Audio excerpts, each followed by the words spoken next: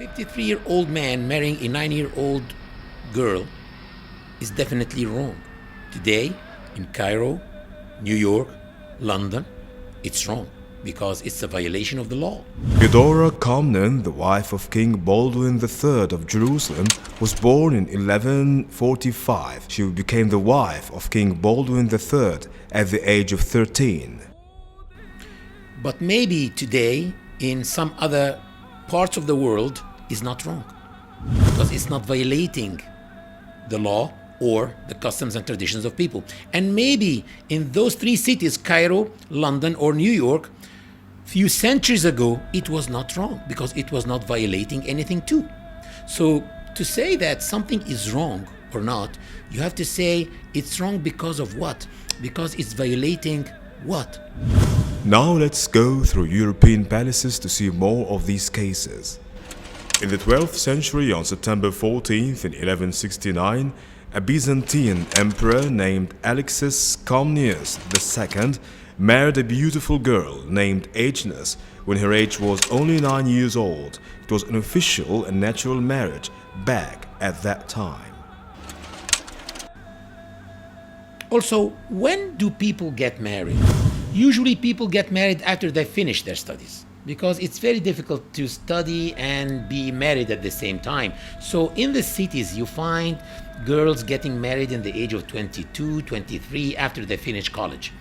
In the villages where usually people don't go to college, you find girls getting married in the age of 18, 19 after they finish school.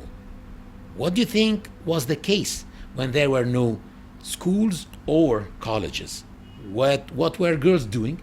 They were just getting married as soon as they reached puberty. Mary, peace be upon her, gave birth to Al-Masih ibn Maryam, or Jesus, when she was only 13 years old.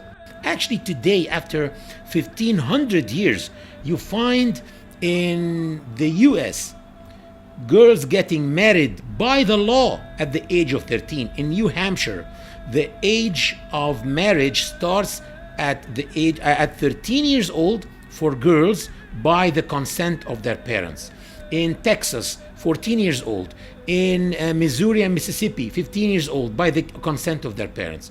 Also, in Spain, until 1995, it was 12 years old. And now it's 13 years old.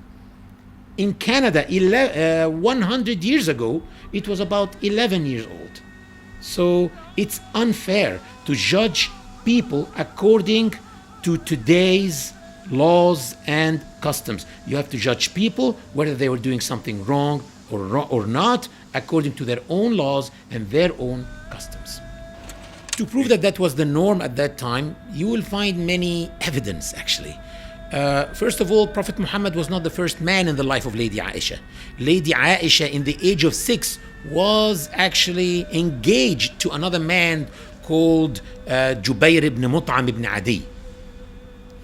And you will find also that one of his wives were Lady Safiya bint Huyay ibn Akhtab, the daughter of one of the biggest names of the Jewish tribes in Arabia, Huyay ibn Akhtab. And he married her, according to some records, in the age of 14. And he was her third husband. What was her age when she got married to her first husband? Maybe 10, maybe 9, maybe 11. So even the Jews at that time were marrying their girls in that early age. Also, you will find that Prophet Muhammad married Lady Aisha in the age of 6, but he did not consummate the marriage except in the age of 9. So what was he waiting for 3 years? If he was a pedophile, God forbid, or a child molester, he could have consummated the marriage in the age of 6. But what was he waiting for 3 years? Puberty. And some people here may say, and who said that when a girl reaches puberty that she can get married? Simply the Encyclopedia Britannica.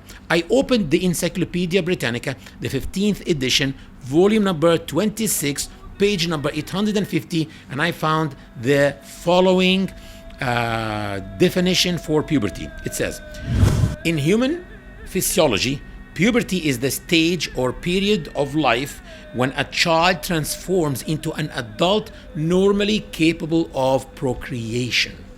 In 1184, Margaret, the Empress of Hungary, got married to Isaac II, the Byzantine emperor, when she was only 9 years old. This is why it's illogical to criticize the marriage of the Prophet Muhammad, peace be upon him, to Aisha, the daughter of the Prophet's closest companion, Abu Bakr.